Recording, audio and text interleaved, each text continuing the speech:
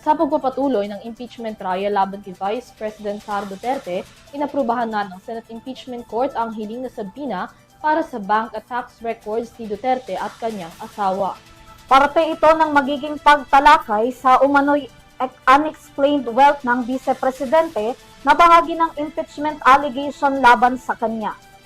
Bago maprobahan, masinsinan pa ang naging diskusyon ng mga partido sa kaso patungkol sa umano'y fishing expeditions ng prosecution para makakalap ng ebidensya na maaring itanggi ng kampo. Si Criza Lopez para sa detalye ng balita.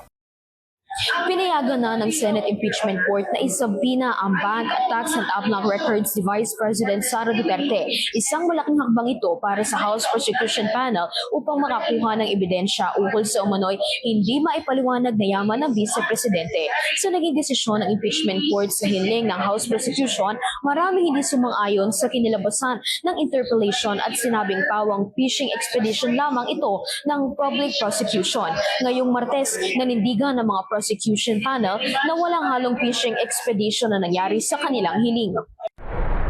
Pahayag ni Attorney Jay Tolosa, spokesperson ng House Prosecution Panel, malaking panalo para sa katotohanan ang naging desisyon ng impeachment court na ipasabina ang bank, tax at AMLAC record ng Vice Presidente at ng asawa nitong si Attorney Manasseh Carpio.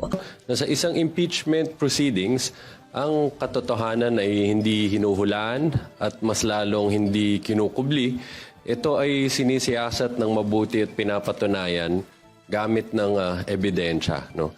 Dinepensahan naman ng prosecution team ang paratang ng depensa na tila fishing expedition ang ginagawa ng Kamara. Paliwanag ni House Prosecution Member at Akbayan Party List Representative Attorney Chel Jokno, ang fishing expedition daw ay ang pagpapasabina ng mga dokumento sa pagbabakasakaling may makitang mahalagang impormasyon.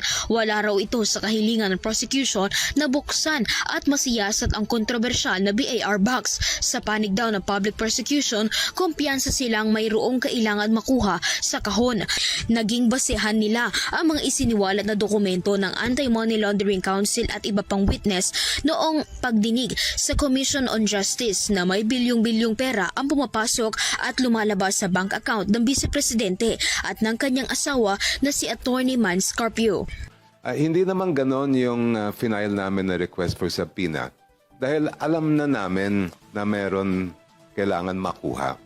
At ang naging basehan namin ay yung mga nangyari sa Committee on Justice, especially yung mga iniharap na documents ng Anti-Money Laundering Council, pati na rin yung ibang mga witness pagdating. Pinahintulutan ng impeachment court ang pagpapasabina ng mga financial records ni Duterte at Carpio para maging ebidensya sa ikalawang article of impeachment na may kinalaman sa unexplained wealth ng mga Duterte.